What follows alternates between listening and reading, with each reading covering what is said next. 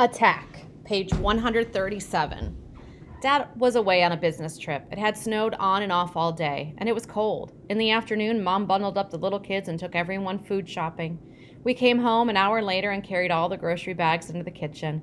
We had just started to unpack when Lainey came flying in. "The roosters!" she cried. "They're dead!" Dead?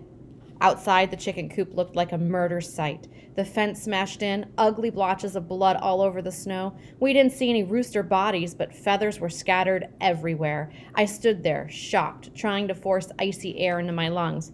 "They were attacked," I finally croaked. My goodness, Mom bent to pick up a feather, stained with blood. "What happened?" Bobby and Johnny asked at the same time. "Lainey, would you please take the little kids inside?" Mom said, moving, so she blocked their view of the bloody pen.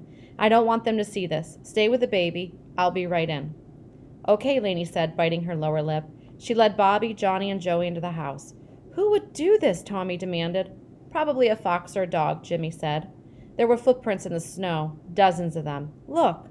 "I'd bet it was a dog," Mom said, jamming her hands under her armpits for warmth. On her face was a grim expression I'd never seen before. "The Wallace's Dachshund. Buster has been snooping around here for the last few weeks." "Buster!" Tommy yelled. "I'll bust him." "Hey, I'm cold," Mom said, hugging herself. "Let's go inside." "I'm going to check around the house first," Jimmy told her. "Me too," I said. We searched behind and under every bush in the front and backyards, looking for the roosters. Nothing.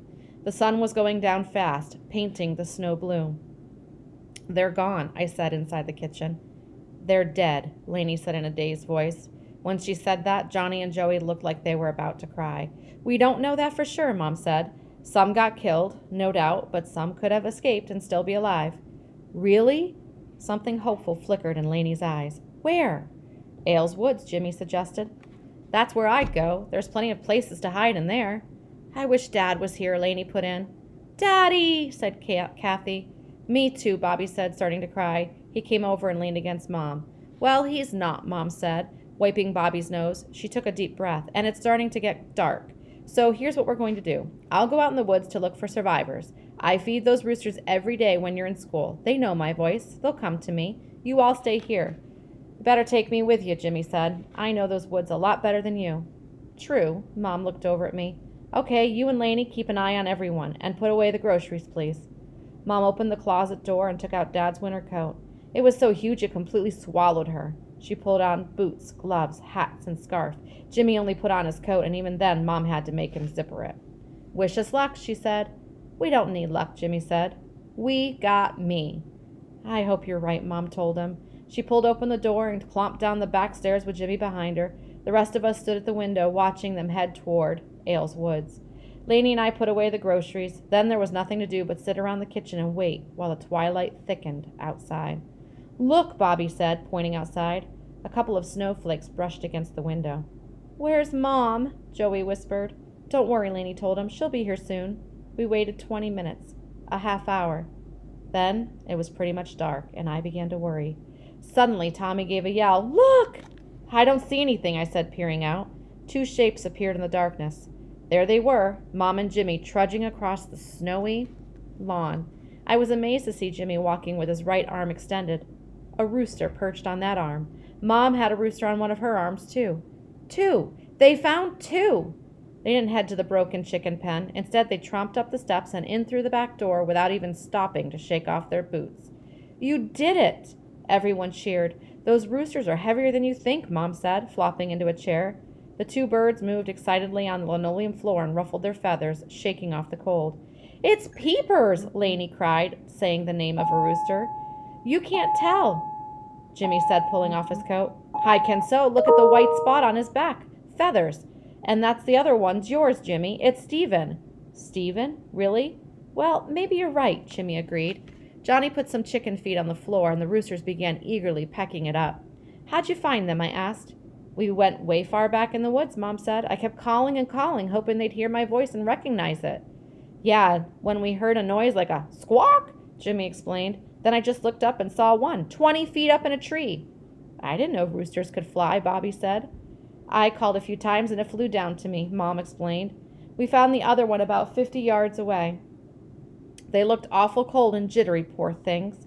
We all agreed the survivors were Stephen and Peepers, which meant that my rooster Sunshine probably died in the attack.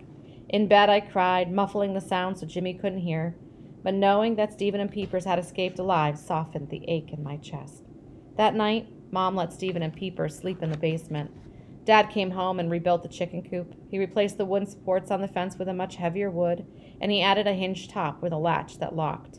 At school, Jimmy bragged about the great rooster rescue in the deepest part of Ailes Woods. But to me, Mom was the real hero of the story. She never gave up on those two roosters, and somehow she had known they would be alive, and she braved darkness, cold, and snow to bring them back. T. Rock Lane, page 145. How are your roosters doing? Freddie Black asked on the bus one day. Freddie was a year younger than me and lived a half a mile from our house. Okay, I mumbled, which wasn't exactly true. It had been a cold, wet spring. Stephen and Peepers didn't look very happy, shivering in the wire chicken coop Dad had built. I wondered if they missed their brothers. My dad said we'll take them, Freddie offered. If you want. I looked at him in surprise. Take them? Yeah, they can come live with us, he said. We got chickens, you know. We got 3 dozen eggs every day, sometimes more. I don't know. Well, think about it, Freddie said. That night at supper, I repeated Freddie's offer. It didn't sound like a bad idea to me, but it was up to Jimmy and Laney, since Stephen and Peepers belonged to them. I'm not sure, Laney said, chewing her lower lip. I know we've been through a lot with those roosters, and we've all grown attached to them, Dad said, but the truth is we're not equipped to take care of them properly. I still get complaints from the neighbors, Mom said. Those birds do make an awful racket at 5 in the morning. I realized I'd gotten so used to the sound that I slept right through it. If they went to Mr. Black's house, they'd be living with chickens, Dad pointed out, winking. Girls. Dad, Laney glared at him. What's wrong with that? Dad replied. They do seem kind of lonely, Jimmy agreed. Yeah, all right, it's okay by me. Well, I guess so, Laney said in a small voice. I want them to be happy, but I'm going to visit them every week, okay? Okay, Mom promised. On Friday after school, Mr. Black showed up. He was an all-business kind of guy, not very talkative or smiley, but he seemed to know what he was doing. Working quickly, he caught the roosters, put them into 2 small carrying cages, and drove away. Laney was crying so hard she wouldn't even come outside to say goodbye. Next day, Dad and Mom had planned a family trip to an animal farm in New Hampshire. The other kids were excited, but I felt too old for that sort of thing. Can I please stay home, Dad? This is family time, Dad replied. I know, but I've already been to that place at least 5 times. It's for little kids. Me too, Jimmy agreed. Can we stay home, please, Dad? Dad gave us a long look. Okay, but I'm trusting you guys to be responsible and stay out of trouble. Promise? Promise, Jimmy said. You can make yourselves peanut butter sandwiches for lunch, and if there's an emergency, you can always call the Hunt's house. I know, I told her. So they left. In the morning, Jimmy went over to Ricky Tompum's house. I hung out with Andy until he had to go to the dentist. Then I went home and made myself a sandwich for lunch. It was a little weird being in a house when it was so quiet. Afterward, I decided to take a bike ride, and about a block from my house, I spotted Lee Topham, Ricky's big brother, talking with Freddie Black. I rode up to them, eager to hear how Stephen and Peepers were doing in their new home. We had a big problem with your roosters, Freddie told me. A problem? What do you mean? See, we have these 3 other roosters, Freddie said, and your rooster started a fight with ours. Well, I'm not sure who started it, but anyway, it got pretty nasty. There were feathers all over the place. Dad said if there's one more fight... He shook his head sadly. What? I asked. Dad said heads are going to roll, Freddie said. He's going to have to kill them. Kill them? Freddie nodded. I started to ask which roosters would get killed, but the answer was obvious.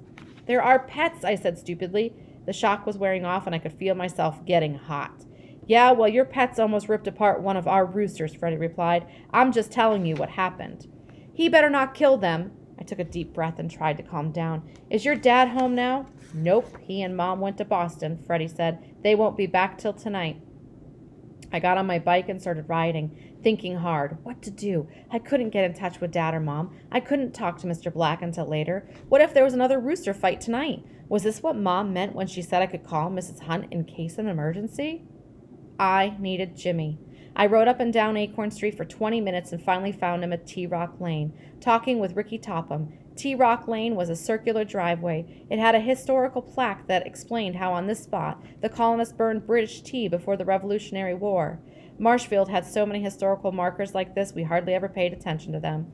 "What's up?" Jimmy asked, seeing the look on my face. I told him what Freddie had told me. His father said heads are going to roll. He's going to axe them. Ricky laughed. Jimmy glared at him. "You ever seen a chicken get his head cut off?" he asked. "No," Ricky muttered. "Well, I have, and it's nasty. I had two years ago in Larry Waters' backyard. I watched his big sister kill a chicken with an axe. There was a ton of blood, but the most horrifying thing was when the headless chicken got up and started running around, its legs going like crazy. It ran for 15 or 20 seconds before it finally keeled over for good. Chickens are so stupid, his big sister had said. It takes them a while to realize they're dead. She had laughed at her own joke, but I felt like I was going to be sick. What are we going to do? I asked. Dad and Mom might not get home till 7 or 8. That could be too late, Jimmy said. Come on, we've got to go get them.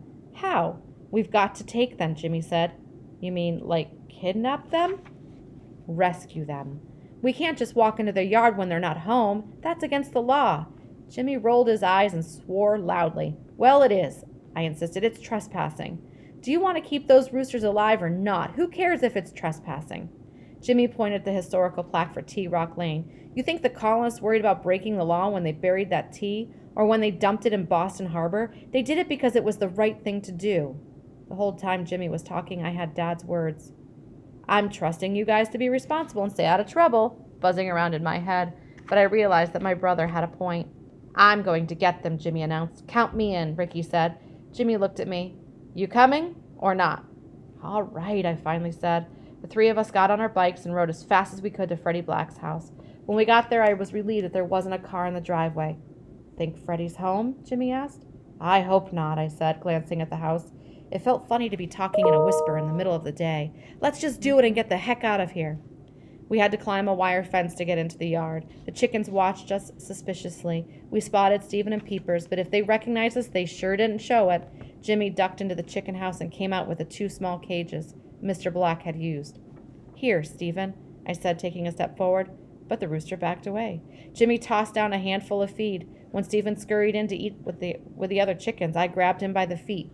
He started squawking, furiously, flapping his wings, but I managed to get him into the cage and slam the door shut before he could peck me in the face. We did the same with Peepers. Let's go, I said nervously. Ricky climbed over to the fence first, and we handed the cages over to them. But then they got on our bikes and started for home, Jimmy holding one cage, me holding the other. It was really hard to try riding like that, balancing the heavy cage on my lap.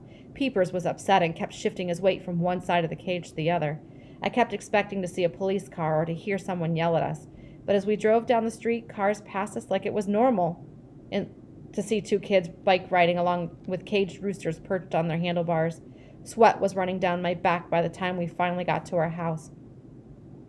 When we opened the cages, Stephen and Peepers burst out, ruffling their feathers and giving us the evil eye from inside our chicken coop. You'll appreciate this someday, I said, laughing, because I knew they never would. Then we waited. Jimmy and I stayed inside watching TV. I felt half scared, half excited at what we'd done. The phone rang and I jumped up to answer it. Don't, Jimmy said. It could be Mr. Black. It could be Mom or Dad, I replied, but I let the phone ring until it finally stopped. At 6:45, Dad and Mom came. The little kids must have seen the roosters in the backyard because they came running inside, all excited. Stephen and Peepers! Tommy cried. They're home! Johnny yelled. Mom just stared at us. She didn't exactly look happy. What happened? Laney asked. They flew the coop, Jimmy said, but I shot him a look. This was the wrong time to act like a wise guy. What happened? Dad asked again. So I explained everything. He listened without interrupting. Going onto someone's property and taking something else when they're not there, that's serious business, Dad pointed out. I know, I admitted, but we didn't know when you'd be home. They're not somebody's property. They're our pets, Laney cried. But we gave them to Mr. Black, Mom reminded her. They're his responsibility now. Yeah, Jimmy said, but we had to rescue them or they'd been decapitated. He was going to kill them. I'd better give Mr. Black a call, Dad said. He went upstairs to use the phone. It must have been a short conversation because he came down 2 minutes later. Well, I talked with him. Was he mad? I asked.